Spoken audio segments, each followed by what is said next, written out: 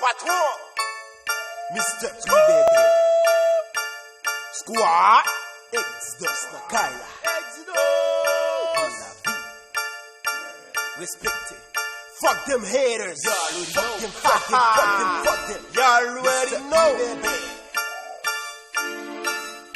Exodus. You Nakaila. Let go. Fuck them haters.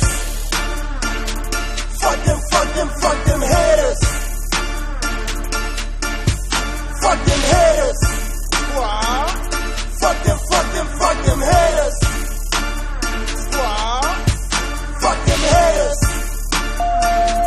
Fuck them, fuck them, fuck them haters.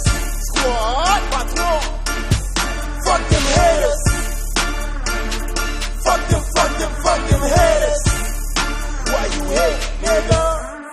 Mwen vini sou sa mpa vin pou mwete. Mpe pou mlagon yu da si medite. Toujou son rapport pale plus ko rappe. Sou tout sa mtande se babe wap babe. San le bebe, bien le mon chelote piti ou patem. Osi la frebe kate. Depi m fin satisfe madame mlage. Mlage, se sa mfe.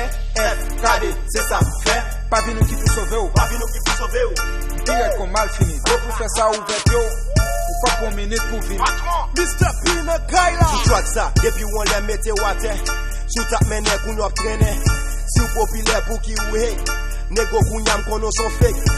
Sou son haters pou pap jem fè progrès. Se sa ki fè, bale ou, sou chwak sa. Tan kou an paket, pil fatra. Blazo, sou bit sa. Mprijo, figou, chajak ma. Fuck them haters. Fuck them, fuck them, fuck them haters. Fuck them haters. Wow.